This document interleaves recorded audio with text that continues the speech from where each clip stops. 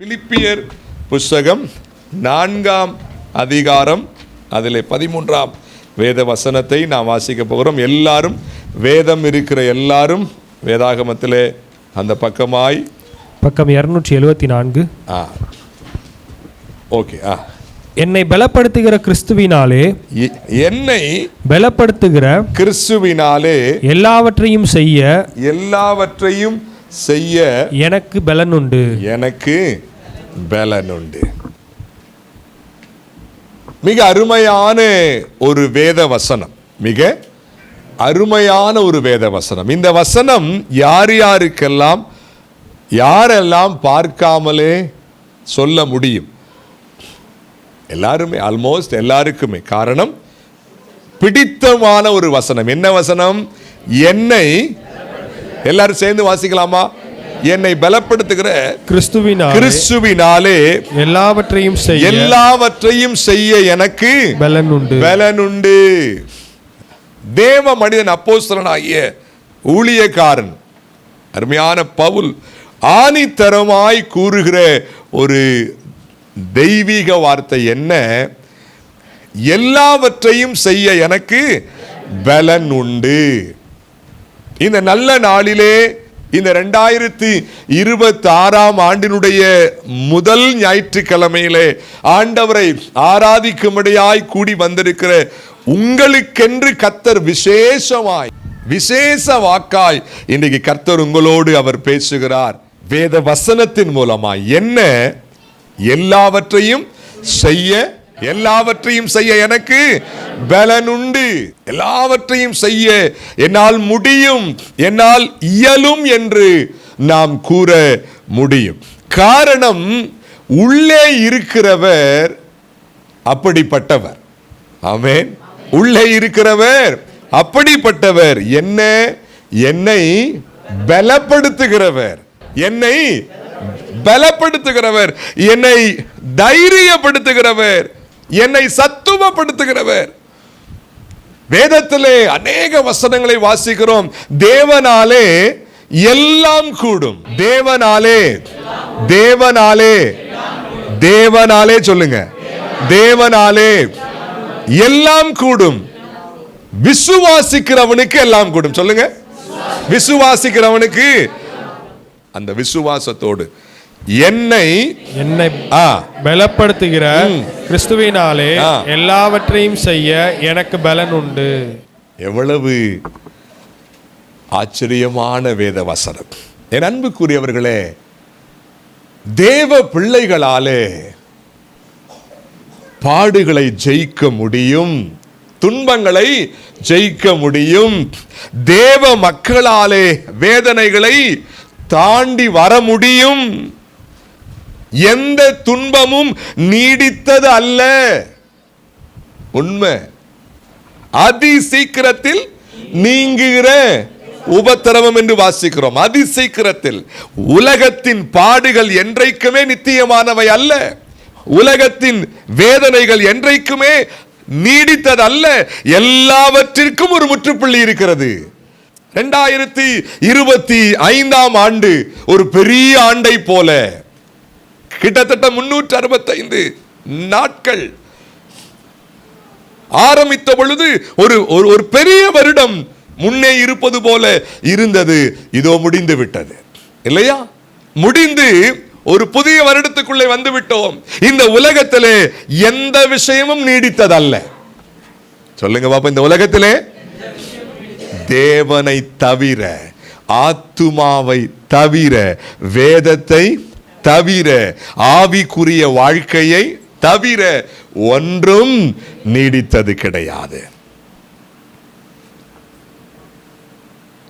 ஒருவேளை வாழ்க்கையிலே போராட்டங்கள், நிந்தைகள், வாழ்க்கையிலே சொல்ல முடியாத அவமானங்கள், வேலை சிக்கல்கள், ஒரே பொல்லாத பிரச்சனைகள், என்ன செய்வதென்றே தெரியவில்லை. இன்று முடிந்துவிடும், இன்றோடு இதற்கு ஒரு முற்றுப்புள்ளி என்று நான் எண்ணுகிறேன். ஆனால் திரும்ப தொடர்ந்து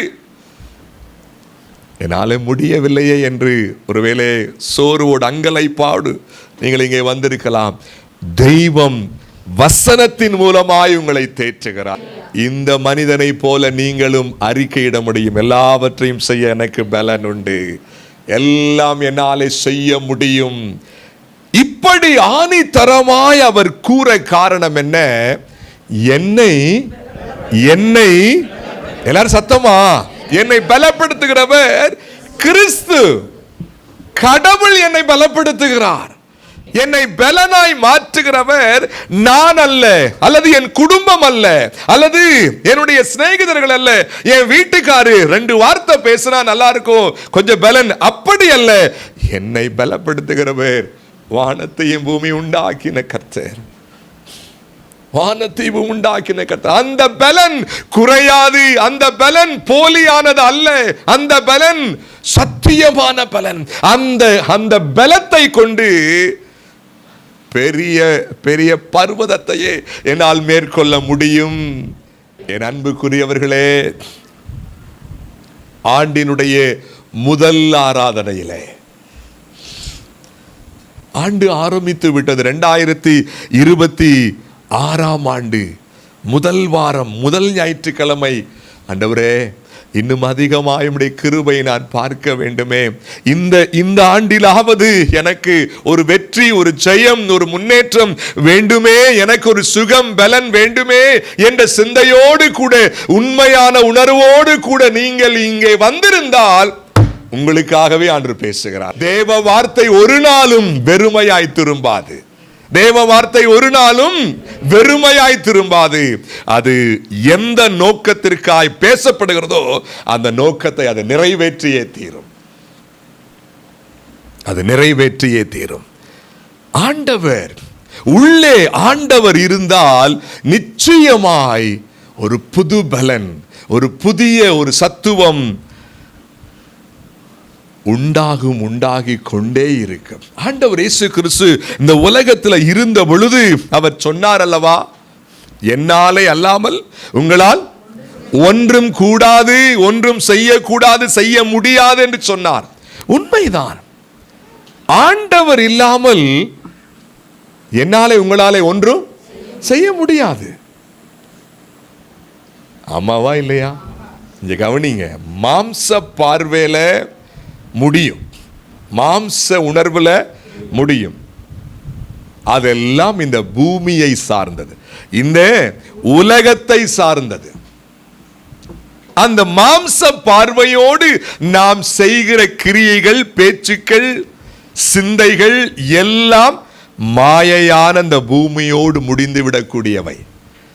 ஆவிக்குரிய உணர்வோடு, ஆவிக்குரிய பார்வையோடு நாம் இருந்து உள்ளே இருக்கிறவரை உணர்ந்து இருக்கும் பொழுது இந்த உலகத்திலே நாம் செய்ய முடிகிற எல்லாவற்றுக்கும் அங்கே நித்தியத்தில் என்ன இருக்கிறது?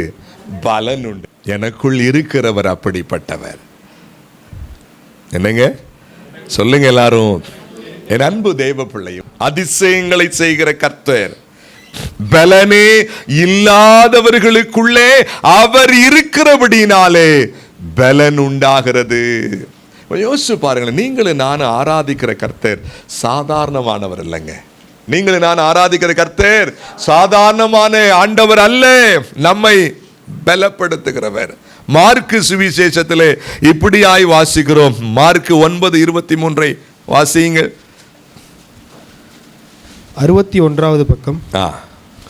இயேசு அவனை நோக்கி, நீ விசுவாசிக்க கூடுமானால் ஆகும். நீ விசுவாசிக்க கூடுமானால் ஆகும். விசுவாசிக்கிறவனுக்கு எல்லாம் கூடும். விசுவாசிக்கிறவனுக்கு எல்லாம் கூடும். தேவன் யாரையும் அவர் விசுவாசிக்க தேவையில்லை. தேவன் யாரையும் விசுவாசிக்க வேண்டிய அவசியம் இல்லை. தேவனுக்கு மேலே பெரியவர் ஒருவரும் இல்லை. தேவனாலே எல்லாம் கூடும் என்ற வார்த்தையோடு இணைந்து விசுவாசிக்கிறவனாலும் எல்லாம் கூடுமா. ஒரு சின்ன வித்தியாசம் மட்டும், அந்த தேவனை விசுவாசிக்கணும், அவ்வளவுதான். என் அன்புக்குரியவர்களே, அழகாய் தேவ பக்தன் சொல்லுகிறார், என்னை பலப்படுத்துகிற கிறிஸ்துவினாலே எல்லாவற்றையும் செய்ய பலன் உண்டு.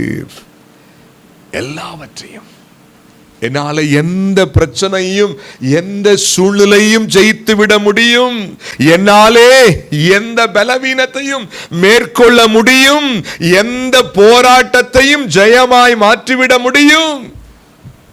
எப்படி?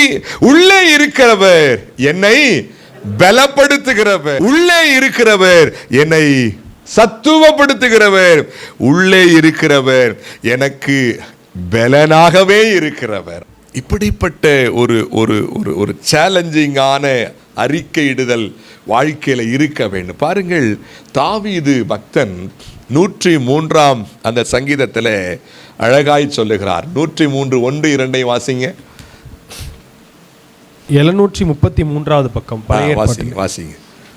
என் ஆத்துமாவே கர்த்தரை ஸ்தோத்திரி, என் ஆத்துமாவே கர்த்தரை ஸ்தோத்திரி, என் முழு உள்ளமே அவருடைய பரிசுத்த நாமத்தை ஸ்தோத்திரி, ஸ்தோத்திரி. என் ஆத்துமாவே கர்த்தரை ஸ்தோத்திரி, என் ஆத்துமாவே கர்த்தரை ஸ்தோத்திரி, அவர் செய்த சகல உபகாரங்களையும் மறவாதே. அடுத்து வாசிங்க. அவர் உன் அக்கிரமங்களை எல்லாம் மன்னித்து, அவர் உன் அக்கிரமங்களை எல்லாம் மன்னித்து, உன் நோய்களை எல்லாம் குணமாக்கி, உன் பிராணனை அழிவுக்கு விலக்கி மீட்டு, உன்னை கிருபையினாலும் இரக்கங்களினாலும் முடிசூட்டி, நன்மையினால் உன் வாயை திருப்தியாக்குகிறார். கவனிங்களேன், அருமையான பக்தன் தாவீது அந்த முதல் 2 வசனத்தை நாம் என்ன சொல்லுவோம்? ஆத்துமாவை பார்த்து என்ன செய்கிறார் தாவீது? தன் ஆத்துமாவை, என் ஆத்துமாவே கர்த்தரை ஸ்தோத்திரி, உள்ளே இருக்கிற ஆத்துமாவை பார்த்து சொல்றாரு. அடுத்து 3வது வசனத்தை என்ன சொல்றாரு? அவர் உன், இது யார் இந்த உன்? ஆத்துமாவை பார்த்து பேசுகிறார். அவர் உன் அக்கிரமங்களை எல்லாம் மன்னித்து, உன் நோய்களை எல்லாம் குணமாக்கி, உன் பிராணனை. 1 சாமுவேல்ல உள்ள போவேனா, அந்த 30ஆம் அதிகாரம் நினைக்கிறேன், 30-31 6ஆம் வசனத்தை என்ன வாசிக்கிறோம்? தாவீது மிகவும் நெருக்கப்பட்டான். தாவீது கர்த்தருக்குள் தன்னை தன்னை எப்படி? வேத வசனங்களை, வார்த்தைகளை தன்னோடு பேசினதினாலே. என் ஆத்துமாவே நீ என்ன செய்யாத, கலங்காத, பயப்படாத, அவர் உன் அக்கிரமங்களாய் மன்னித்து விட்டார், உன் நோய்களை குணமாக்கி விட்டார், உனக்கு நன்மை செய்வார் என்று சொல்லி தன் ஆத்துமாவை பார்த்து அந்த தெய்வீக வாக்குகளை பேச பேச பேச ஒரு புதுபலன் அந்த வாக்குகளை பேசுவதற்கு தூண்டுகிறவர் ஆவியானவர். அதே போல என்னை பலப்படுத்துகிற கிறிஸ்துவினாலே எல்லாவற்றையும் செய்ய எனக்கு பலன் உண்டு என்பதை ஆத்துமாவை பார்த்து சொல்லுங்க அடிக்கடி. என்னால எல்லாம் செய்ய முடியும், என்னால எல்லாம். தன்னம்பிக்கை வேண்டாம். என்னது? அதனால ஒன்னும் சாதிக்க முடியாது. சிலருக்கு இருக்கும், இருக்காது. அவர் மேலே நம்பிக்கை. ஆமென். அவர் மேலே என்னால எல்லாம் செய்ய முடியும் என்றால் நான் என்னை சார்ந்து நான் சொல்லலாத. எனக்கு கொஞ்சம் திறமை இருக்கு, கொஞ்சம் ஞானம் இருக்கு, கொஞ்சம் அறிவு இருக்கு, கொஞ்சம் சுகம் பலன் இருக்கு, கொஞ்சம் ஸ்ட்ரென்த் இருக்கு, நான் இந்த வேலையை இந்த காரியத்தை செஞ்சிருவேன். அப்படி அல்ல. எனக்குள் இருக்கிறவராலே, என்னை பலப்படுத்துகிறவராலே, எல்லாவற்றையும் என்னை பலப்படுத்துகிற கிறிஸ்துவினாலே இந்த விஷயம் கொஞ்சம் செஞ்சிடலாம், இந்த விஷயம் அப்படி அல்ல. எல்லாவற்றையும், ஆவிக்குரிய காரியங்களானாலும் குடும்ப காரியங்களானாலும் எந்த விஷயமானாலும், I can do all things through Christ who strengthens me. என்னை பலப்படுத்துகிறவராலே. இங்க கவனிங்க, சில மோட்டிவேஷன் ஸ்பீச்சை நீங்க கேட்டிருப்பீங்க. தன்னம்பிக்கை வேணுங்க, வேணுமா வேண்டாமா? இருக்கணும். ஆனால் அதை சார்ந்து கொள்ளாதீர்கள், கர்த்தரை சார்ந்து கொள்ளுங்கள். அந்த தன்னம்பிக்கை என்ற அந்த விஷயம் தேவனால் வந்ததுதான். தேவ சாயலிலே உண்டாக்கின பொழுது சகல திறமையும் உள்ளவனாகத்தான் ஆண்டவர் படைத்தார். திறமையும் ஞானமும் அறிவும் உடையவனாக. ஆனால் அநேகர் என்ன செய்கிறார்கள்? அதையே சார்பாக்கி கொள்ளுகிறார்கள். அதாவது என்ன? ஆண்டவரை சார்ந்து கொள்வதற்கு பதிலாக, ஆண்டவரை தேடுவதற்கு பதிலாக அதையே, என்னது, தேவன் எதை இயற்கையாக அவர் கொடுத்தாரோ அதை. என் அன்புக்குரியவர்களே, தேவன் மேல் நம்பிக்கை, அதுதான் இந்த வேத வசனங்கள் மேல் நம்பிக்கையை காட்டுகிறது. வேத வசனங்களை விசுவாசத்தோடு அறிக்கையிடுங்கள். என்னை பலப்படுத்துகிற எல்லாவற்றையும் செய்ய வீண் வார்த்தைகளை பேசுவதை குறைத்து, வெட்டி கதை வீண் கதை பேசுவதை குறைத்து, இவர்களை பற்றி பேசுவதை குறைத்து, சினிமா காரியங்களை பேசுவதை குறைத்து, சீரியல் காரியங்களை பேசுவதை குறைத்து, இல்லை இல்லை இல்லை என்று சொல்லி அது இல்லை இது இல்லை என்று பேசுவதை குறைத்து, என்னால முடியாது முடியாது என்று இப்படி பேசுவதை குறைத்து, என்னால முடியும், எனக்கு எல்லாம் இருக்கிறது. ஏன்? உள்ளே இருக்கிறவர் என்னை பலப்படுத்துகிற கிறிஸ்து. அதை வாயில அறிக்கையிட்டா தான் இந்த வருஷம் பலனா இருக்கும். முடிவு வரை பலனோடு, முடிவு வரை வெற்றியோடு இருக்கும். என் அன்புக்குரியவர்களே, அப்போஸ்தலனாகிய பவுல் இப்படி ஆணித்தரமாய் சொல்வதற்கான காரணம் என்ன? சில வசனங்களை மட்டும் வேகமாய் பார்த்து முடிக்க போகிறோம். இப்படி ஒரு வைராக்கியமாய் ஆணித்தரமாய் அவர் சொல்லுகிறாரே, இப்படிப்பட்ட ஒரு தெய்வீக வார்த்தை, விசுவாசத்தை தூண்டுகிற உண்மையான ஜீவ வார்த்தை அவருடைய உள்ளத்திலே உண்டாவதற்கான பின்னணி என்ன? சில வசனங்கள் அதே பிலிப்பியர் 4ஆம் அதிகாரம்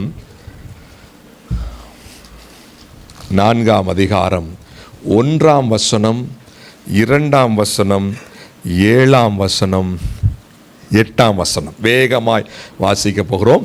1, 2, அப்புறம் 7, 8 வாசிங்க வேகம். ஆதலால் எனக்கு பிரியமும் வாஞ்சையுமான சகோதரரே, எனக்கு சந்தோஷமும் கிரீடமும் ஆனவர்களே, பிரியமானவர்களே, இந்தப்படியே கர்த்தருக்குள் நிலைத்திருங்கள். கர்த்தருக்குள் ஒரே சிந்தையாயிருக்க எயோதியாளுக்கும் சிந்திகையாளுக்கும் புத்தி சொல்லுகிறேன். அப்பொழுது எல்லா புத்திக்கும் மேலான தேவ சமாதானம் உங்கள் இருதயங்களையும் உங்கள் சிந்தைகளையும் கிறிஸ்து இயேசுவுக்குள்ளாக காத்துக்கொள்ளும். கடைசியாக சகோதரரே, உண்மை உள்ளவைகள் எவைகளோ, ஒழுக்கம் உள்ளவைகள் எவைகளோ, நீதி உள்ளவைகள் எவைகளோ, கற்புள்ளவைகள் எவைகளோ, அன்புள்ளவைகள் எவைகளோ, நற்கீர்த்தி உள்ளவைகள் எவைகளோ, புண்ணியம் எதுவோ, புகழ் எதுவோ, அவைகளையே சிந்தித்துக் கொண்டிருங்கள். போதுங்க. இந்த 4 வசனத்திலே ஒரு முக்கியமான வார்த்தை அதுல இருப்பதை பார்க்கிறேன். என்ன? சிந்தனை இருக்கா இல்லையா? அந்த 4:2 ஒரே சிந்தையா இருக்க புத்தி சொல்லுகிறேன். அப்புறம் உங்கள் சிந்தைகளை அடுத்து சிந்தித்து கொண்டிருங்கள் இவைகளே என்று சொல்லி அடுக்கடுக்காய் வருகிறதை பார்க்கிறோம். தேவ மனிதன் பவுல் என்னை பலப்படுத்துகிற கிறிஸ்துவினாலே எல்லாவற்றையும் செய்ய எனக்கு பலன் உண்டு என்று ஆவியானவராலே தூண்டப்பட்டவராக அவர் கூறுவதற்கான காரணம் என்ன? கர்த்தருக்குள்ளே ஒரே சிந்தையாய் இருந்தபடியினாலே. ஆமென். ஆண்டவருக்குள்ளே ஒரே சிந்தை, ஒரே சிந்தை. ஆண்டவருக்குள்ளே சிந்தை மாறாமல், சிந்தையை செதற விடாமல் ஒரே சிந்தையாய், ஆவியானவருக்குரிய சிந்தையாய், கிறிஸ்து இயேசுவில் இருந்த சிந்தையாய் தேவ மனிதன் இருந்தபடினாலே இந்த விசுவாச வார்த்தைகள் அவருக்குள்ளே ஆவியானவர் தூண்ட ஆரம்பித்தார். என் அன்புக்குரியவர்களே, உலகத்திலே ஒரு மனிதனுடைய வாழ்க்கையினுடைய சீரான ஒரு நிலைக்கு பேசிக்காய் இருப்பது சிந்தை மண்டலம். எப்படிங்க? சிந்தனை மண்டலம். ஒரு குடும்பத்தாருடைய, ஒரு மனிதனுடைய வாழ்க்கை முறை ஸ்டேபிளாக, இங்கும் அங்கும் ஆடாமல், தாழ்ச்சி அடையாமல், ஸ்டேபிளாக, உறுதியாக இருப்பதற்கான பேசிக்கான தேவை சிந்தைகள் சீரடைந்திருக்க வேண்டும்.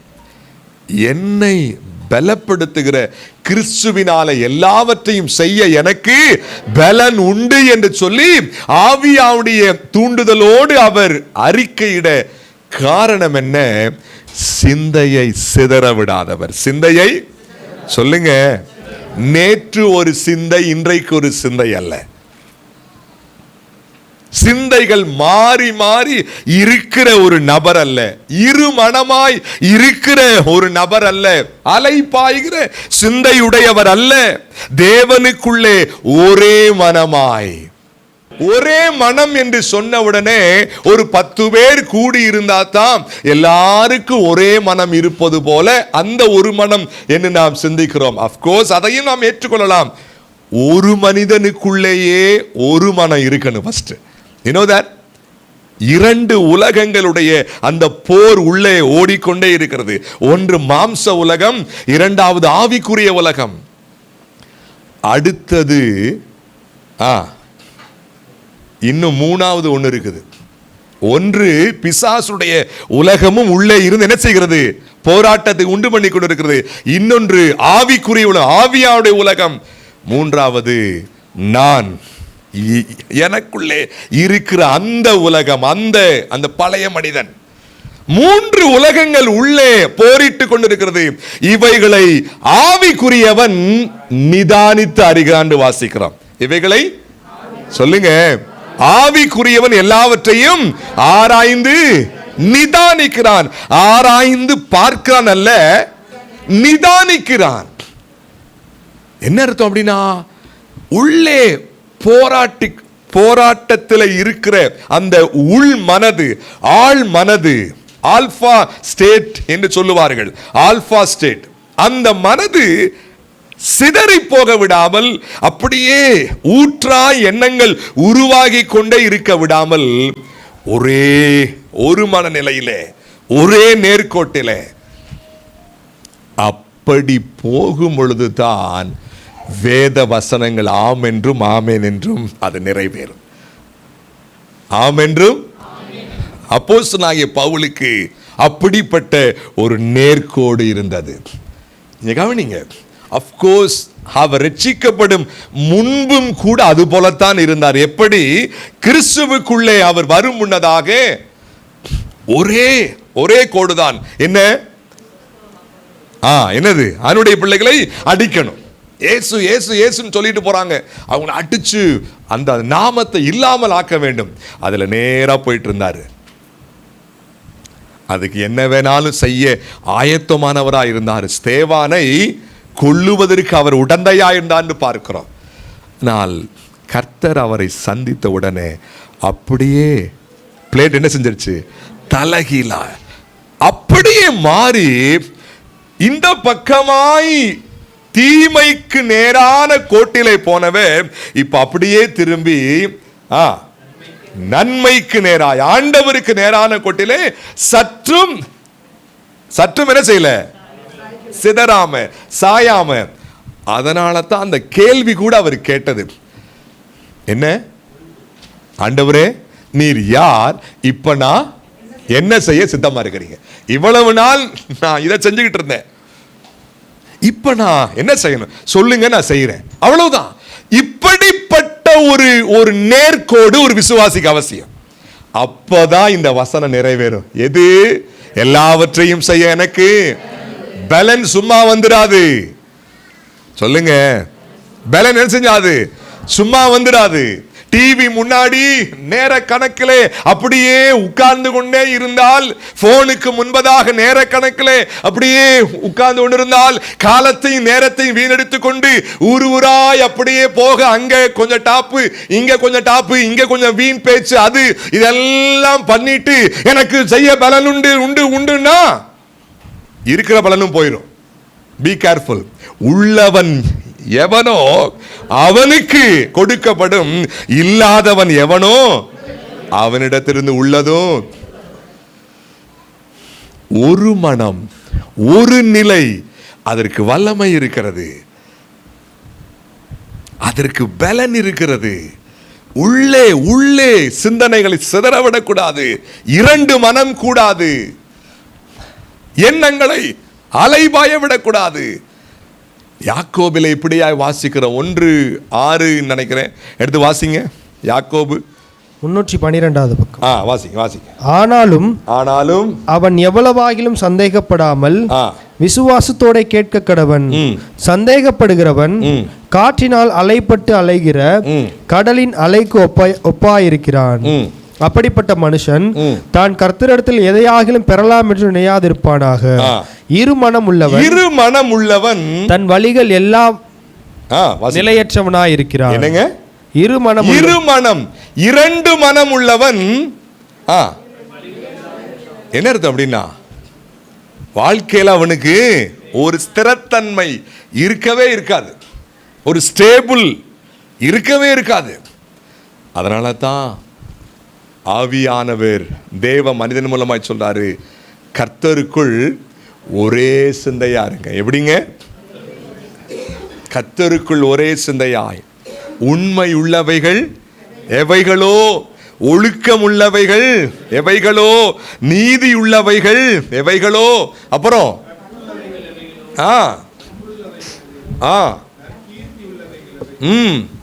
புண்ணியம் எதுவோ, புகழ் எதுவோ, அவைகளை அல்ல அவைகளையே சிந்தித்துக் கொண்டிருங்கள். ஏன் அப்படி சொல்றார் ஆவியானவர்? பொதுவாக உலகத்தின் மனிதர்களாகிய நாம் பூமிக்குரியவைகளையே சிந்திக்கிற ஒரு பக்குவம், ஒரு ஒரு ஒரு ஒரு உணர்வு உள்ளவர்கள். பூமிக்குரிய விஷயங்களையே சிந்திக்கிற பக்குவம். எப்ப பார்த்தாலும் யாராவது ஒரு காரியத்தை சொல்லிட்டா அந்த விஷயத்தையே திங்க் பண்ணி ஒரு நாள் 2 நாள். அதனாலதான் ஸ்டேபிள்னஸ் இல்லை. வேதம் சொல்லுது, இவைகளையே, உண்மையுள்ளவைகள் எவைகளோ, ஒழுக்கம் உள்ளவைகள் எவைகளோ, நீதியுள்ளவைகள் எவைகளோ, வேதம் சார்ந்தவைகள் எவைகளோ, அவைகளையே சிந்திங்க. அப்ப என்னை பலப்படுத்துகிற கிறிஸ்துவினாலே எல்லாவற்றையும் செய்ய எனக்கு பலன் உண்டு என்று சொல்ல முடியும். அந்த வசனம் நிறைவேறும். சேலஞ்சா சொல்றேன், இன்றைக்கு தேவ செய்தியை உங்களுடைய வாழ்க்கையில அப்படியே அதை அப்பியாசித்து பாருங்கள், அதற்கு கீழ்ப்படிந்து பாருங்கள், கட்டாய நிறைவேறும் தேவசனம். உங்களால எல்லாம் முடியும், ஜெயித்து வர முடியும், மீண்டு வர முடியும். எந்த வியாதியா இருந்தா என்னங்க, எந்த பிரச்சனையா இருந்தா என்ன, எவ்வளவு கடனா இருந்தா என்ன, அடைக்க தேவனால் முடியும், வியாதியை நீக்க அவரால் முடியும். எப்படி? என்னை பலப்படுத்துகிறவர் உள்ளே இருக்கிறபடினாலே. சிந்தையை சிதற விடாதீங்க. சிந்தை தாழ்ந்து அப்படியே ஒரு ஒரு தேவனுக்கு ஏற்றதல்லாத சிந்தைக்குள்ளே போக விடாதீங்க. என்னங்க, சிந்தையை கட்டுப்படுத்த முடியலையே?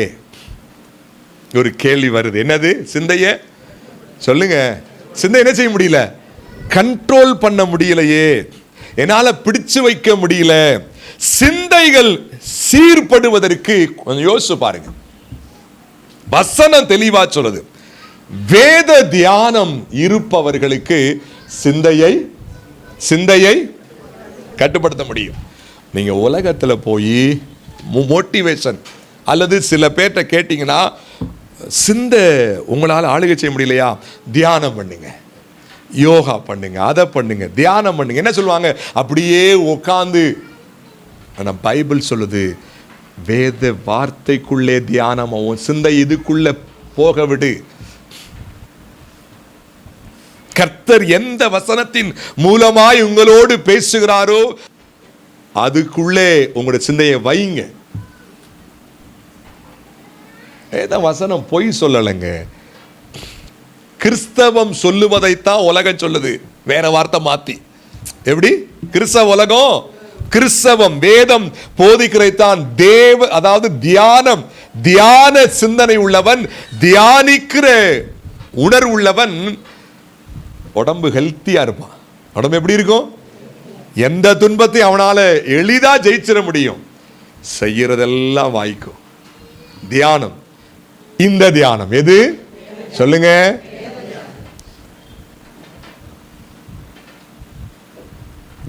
ட்ரை பண்ணி பாருங்க. வேத வசனத்துக்கு இடம் கொடுங்க.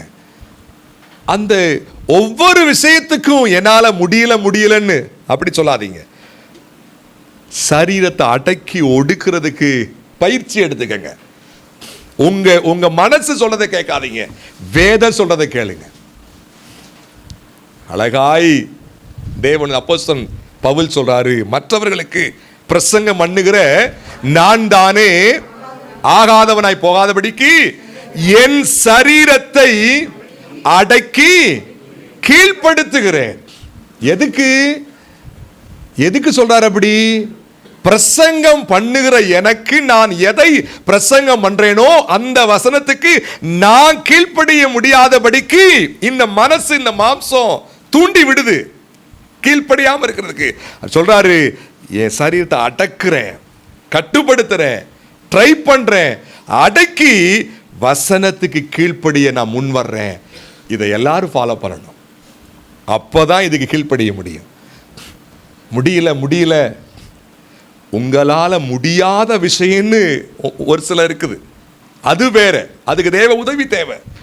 உங்களை என்னையும் முடிக்க முடிகிறவர்களாய்த்தான் தேவன் படைத்தார். ஆமென். தேவ சாயலோடு கூட. அப்ப வேத வார்த்தைக்குள்ளே போகணும், உங்களை கட்டுப்படுத்தி போகணும். ஏன்னா அதுக்குள்ள இருக்கிற தியானம் தான் உங்களை என்னையும் வாழ வைக்கும், ஸ்ட்ரென்தன் பண்ணும், சிந்தைகளை ஒருமுகப்படுத்தும். சிந்தனை ரொம்ப முக்கியம் அம்மா, ஐயா. சிந்தனை முக்கியம். சிந்தனைகள் சீர்பட்டு விட்டால், ஒரே சிந்தனையாய் இருந்தால், ஆவிக்குரிய சிந்தனையாய், ஆன்மீக ஆவியின் சிந்தனையா இருந்தா நீங்கள் ஜெயாளிகள் தான். ஆமென். நீங்கள் வெற்றியாளர்கள் தான். சிந்தைய அங்கு மிங்குமாய் சிதற விட்டுக்கிட்டு வெற்றியே எனக்கு இல்லைன்னு சொல்லாதீங்க. வெற்றி உங்க பக்கத்துல தான் இருக்குது. வெற்றி உங்களுக்கு அருகில தான் இருக்குது. முயற்சி எடுங்க, தேவன் இரக்கம் செய்வாராக. இன்னும் 1-2 வசனத்தை மட்டும் நம்ம வாசிச்சு முடிக்க போறோம். 3ஆம் வசனம் வாசிங்க. அன்றியும் என் உத்தம கூட்டாளியே, அவர்களுக்கு உதவியாயிருக்கும்படி உன்னையும் வேண்டிக் கொள்கிறேன். அவர்கள் கிளைமெந்தோடும் மற்ற என் உடல் வேலையாட்களோடும் கூட சுவிசேஷ விஷயத்தில் என்னோட கூட மிகவும் பிரயாசப்பட்டார்கள். சுவிசேஷ விஷயத்தில் என்னோட கூட என்னை பலப்படுத்துகிற கிறிஸ்துவினாலே எல்லாவற்றையும் செய்ய எனக்கு இப்படி அவர் கூறுவதற்கான பின்னணி என்ன? ஒன்று, சிந்தை சீரடைந்த சிந்தையாய், ஒரே சிந்தையாய், ஆவியின் சிந்தையாய் இருந்தது. 2வது, சுவிசேஷ ஊழியத்திலே அதிக பிரயாசம். என்னங்க? சுவிசேஷ ஊழியத்திலே அதிக பிரயாசம். யாரால் மீட்கப்பட்டேனோ, யாரால் இன்றைக்கு ஜீவிக்கிறேனோ அந்த ஆண்டவருக்கு நான் சேவை செய்ய வேண்டும் என்ற அந்த உள்ளம் ஒரு அநேக ஆண்டுகளாக தீமைக்கு பின்னதாக சென்ற அந்த சவுல், அவரை திருப்ப, அவரை சீரான பாதைக்கு கொண்டு வர ஆண்டவர் இறங்கி இடைப்பட்ட உடனே புரிஞ்சிருச்சு அவருக்கு. நீர் யாருன்னு கேட்ட உடனே, நீ துன்பப்படுத்துகிற இயேசு நானேன்னு சொன்ன உடனே டக்குன்னு ஷாக் ஆயிருச்சு. அடுத்து இயேசு இல்ல, நீர் யாரல்ல? ஆண்டவரே. அப்ப இவ்வளவு நாள் இயேசுவை தான் நம்ம என்ன பண்ணிட்டு இருந்தோம்? அப்படியான்ட்டு, ஆண்டவரே நான் என்ன செய்ய சித்தமாயிருக்கிறீங்க? ஐயோ, தீமைக்கு நேரா நான் போய்கிட்டு இருந்தேன், ஆச்சரியமா என்னை இந்த பக்கமாய், ஆண்டவர் பக்கமாய் என்னை திருப்பி விட்டார். இப்ப என் கடமை என்ன? அவருக்கு சேவை. ஆமென். சுவிசேஷ ஊழியத்திலே ஈடுபடாதவர்களாலே எனக்கு பலனுண்டுன்னு சொல்ல முடியாது. எனக்கு உங்க வாயை திறந்து சுவிசேஷ அந்த வார்த்தைகளை சொல்லணும். உங்க ஃப்ரெண்ட்ஸுக்கு, உங்க பக்கத்து வீட்டுக்கு, உங்களோட வேலை பார்க்கிறவங்களுக்கு, ஆத்தும ஆதாயத்திலே ஈடுபடாத ஒருவராலே எனக்கு பலனுண்டு என்று அறிக்கையிட முடியாது. சுவிசேஷ ஊழியமா? இயேசுவை சொல்லுங்க. என்ன சொல்லுங்க? இயேசுவை, இயேசு செய்த நன்மைகள், இயேசு செய்த அந்த தியாகத்தை அறிவியுங்கள். அதை சொல்லாம எனக்கு பலன் வேண்டும் என்று எதிர்பார்க்காதீங்க. எனக்கு பலன் என் அன்புக்குரியவர், நாம் ரட்சிக்கப்பட்டது, மீட்கப்பட்டது சுவிசேஷ வேலையை செய்யறதுக்கு தான். ஆமாவா இல்லையா? மீட்கப்பட்ட அடுத்த வினாடி மேல கூட்டு போயிருக்கலாம்ல. ஆமாவா இல்லையா? பாவிகளை ரட்சிக்க கிறிஸ்து இயேசு மீட்டாச்சு, சிலுவையிலே மரித்து பாவ மன்னிப்பை உருவாக்கிட்டாரு. இப்ப ஒவ்வொருவரும் ரட்சிக்கப்பட்ட உடனே அந்த தேவ பர்பஸ் முடிஞ்சிருச்சு. உடனே மேல கூப்பிட்டுக்கலாம்ல. ஏன் வச்சிருக்கிறாரு? ஏன் வச்சிருக்கிறாரு சொல்லுங்க.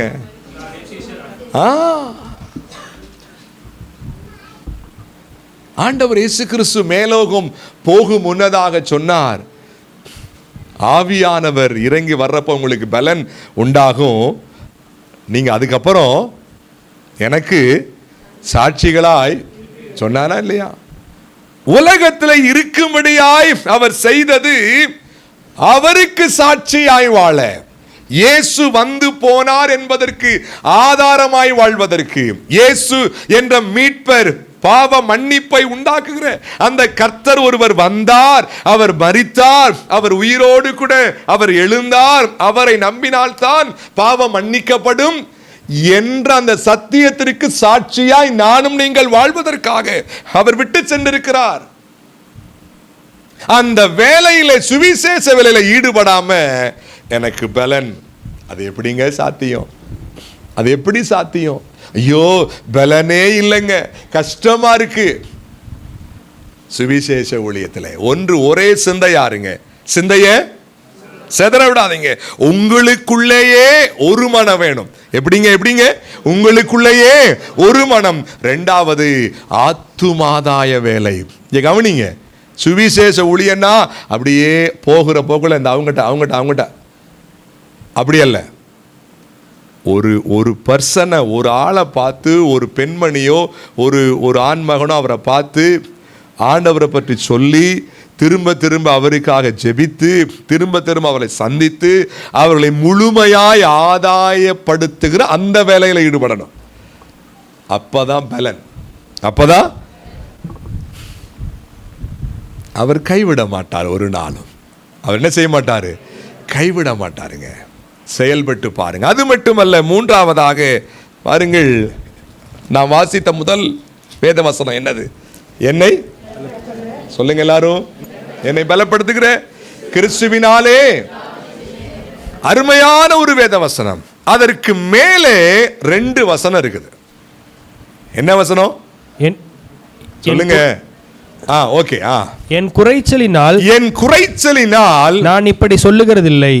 ஏனெனில் நான் எந்த நிலைமையில் இருந்தாலும் மனரம்யமாய் இருக்க கற்றுக்கொண்டேன். தாழ்ந்திருக்கவும் எனக்கு தெரியும், வாழ்ந்திருக்கவும் எனக்கு தெரியும். எவ்விடத்திலும் எல்லாவற்றிலும் திருப்தியாய் இருக்கவும், பட்டினியாய் இருக்கவும், பரிபூரணம் அடையவும், குறைவுபடவும் போதிக்கப்பட்டேன். போதுங்க. மூன்றாவது, எல்லாவற்றையும் செய்ய எனக்கு பலனுண்டு. இப்படிப்பட்ட ஒரு தெய்வீக ஆணித்தரமான வாக்கை பேசுவதற்கான பின்னணி என்ன? ஒன்று, ஒரே சிந்தை. யாருக்கு? இப்படி சொல்ல விரும்புறவங்களுக்கு வேணும். இரண்டாவது, சுவிசேஷ ஊழியத்திலே கடுமையான பிரயாசம் வேணும்.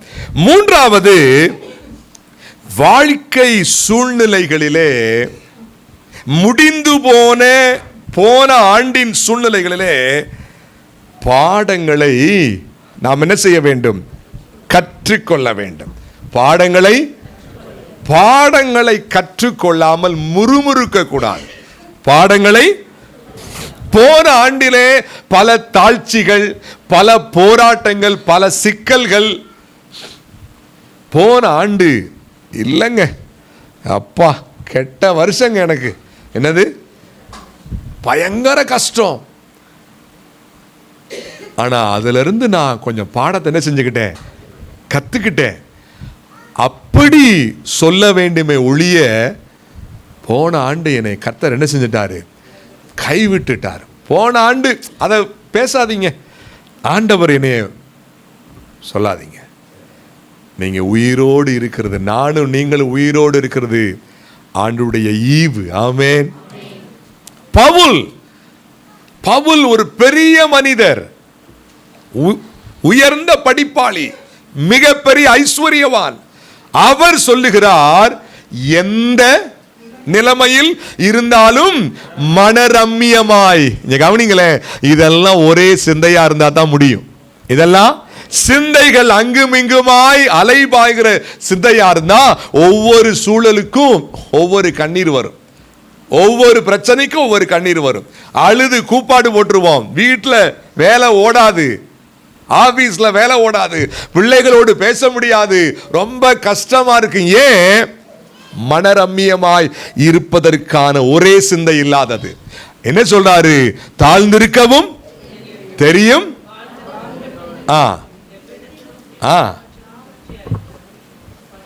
நானும் நீங்களும் அதை சொன்னா இப்படி சொல்லலாம், எனக்கு வாழ்ந்திருக்க தெரியும், தாழ்ந்திருக்க. ஆமாவா இல்லையா? கொஞ்சம் யோசிச்சு பாருங்க. அப்புறம் என்ன வாசிக்கிறோம்? எவ்விடத்திலும் எல்லாவற்றிலும் திருப்தி. அது எப்படிங்க எல்லா இடத்திலும் திருப்தியா இருக்க முடியுமா?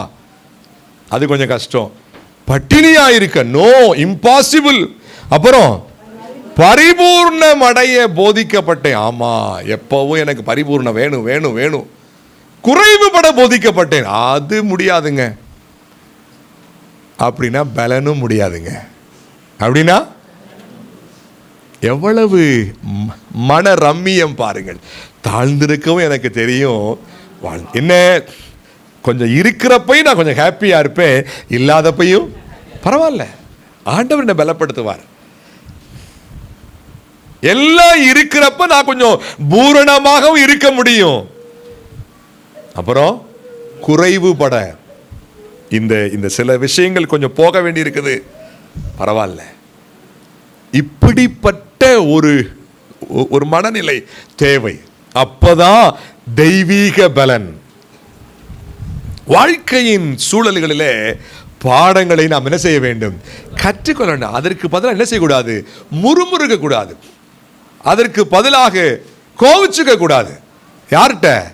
ஆண்டவர்கிட்ட கோவிச்சுக்கிறோம். எப்படி? ஆண்டவர்கிட்ட எப்படி ஜெபம் பண்றது கட்டாயிரும் டக்குன்னு. கட்ட அதுதான். என்னது? அண்ணன் சொல்றாரு, ஏன்ட்ட கோவிக்கிறியப்பா அப்படின்னு கேட்பாரு. ஆண்டவர்கிட்ட கோச்சுக்கிட்டு மீதி எல்லார்ட்டையும் ரொம்ப ரொம்ப கொஞ்சி குலாவி ஜோமனு ஆவியான உள்ள லைட்டா ஒரு தூண்டுதல் வரும். ஆமா, என்ன பார்த்தோம், இப்ப என்ன செஞ்சோம், என்ன செஞ்சுட்டார் அவரு. உயிர் போகிற வரைக்கும் பலன் வராது. நீ ஏன் பார்த்துக்கன்னு விட்டுருவாரு. வாழ்க்கை சூழல்களிலே சில தாழ்ச்சிகள் வரத்தானே செய்யும், சில கஷ்டங்கள் வரத்தானே செய்யும். பாவ உலகம் இது, சாபத்தை பெற்றுக்கொண்ட உலகம் இது. ஆமாவா இல்லையா? அந்த சூழலிலே சாலையிலே மேடு பள்ளங்கள் இருப்பது போல வாழ்க்கையிலே சில மேடு பள்ளங்கள் இருக்கும். அந்த மேடு பள்ளங்களை தாண்டி செல்வது எப்படி என்று சிந்திக்க வேண்டுமே ஒழிய, ஏன் இப்படி இருக்கு, ஏன் இப்படி இருக்கு, ஏன் இப்படின்னு கேட்டுட்டு இருந்தா நீ கேட்டுக்கிட்டே இருக்குன்னு விட்டுருவார் ஆண்டவர். பாடங்களை கற்றுக்கொள்வோம். எஸ், இந்த சூழலில் இப்படி இருக்கு, நான் கற்றுக்கொண்டேன். இனிமேல் ஒருவேளை இந்த சூழலை இப்படி வந்தாலும் நான் என்ன செய்ய மாட்டேன்? முறுமுறுக்க மாட்டேன், சோர்ந்து போக மாட்டேன். எவ்வளவு அழகா சொல்றாரு. ஏனெனில் நான் எந்த நிலைமையில் இருந்தாலும் இருக்க தெரியும் என்று சொல்லல, கற்றுக்கொள். லேர்னிங். வாழ்க்கை என்பதே லேர்னிங் தாங்க. ஆமாவா இல்லையா? இப்படிப்பட்ட பின்னணியோடு தான் சொல்றாரு, என்னை பலப்படுத்துகிற கிறிஸ்துவினாலே எல்லாவற்றையும் செய்ய. இந்த பின்னணி இருக்கிறதா? இந்த வாழ்க்கை முறை இருக்கிறதா? ஒருவே இல்லாவிட்டால் இன்றைக்கு ஆண்டவருக்கு ஒப்பு கொடுக்க போறோம். இன்றைக்கு ஆண்டவருக்கு ஒப்பு கொடுக்க போறோம். 4 விஷயங்கள்: அசைக்க முடியாத விசுவாசம், ஒரே சிந்தை, சுவிசேஷ பிரயாசம், வாழ்க்கை சூழ்நிலைகளிலிருந்து பாடங்களை கற்றுக்கொள்ளுகிற மனம். தீர்மானிச்சு பாருங்க. ஒரு ஒரு ஒரு ஸ்பீச் மாதிரி இதை கேட்டுட்டு போகாதீங்க. வாழ்க்கைக்கான போதனை. ஆமென். இது என்னங்கது? வாழ்க்கைக்கான, உங்களை முன்னேற்றுகின்ற போதனை, உங்களை வாழ வைக்கின்ற போதனை, உங்களை ஆசீர்வாதத்திற்குள்ளே கொண்டு செல்லுகிற போதனை. ஆண்டவர் நம்மோடு கூட பேசுவாராக. நம்ம எல்லாரும் அப்படியே தேவ சொந்த முழங்கால் படிடுவோம்.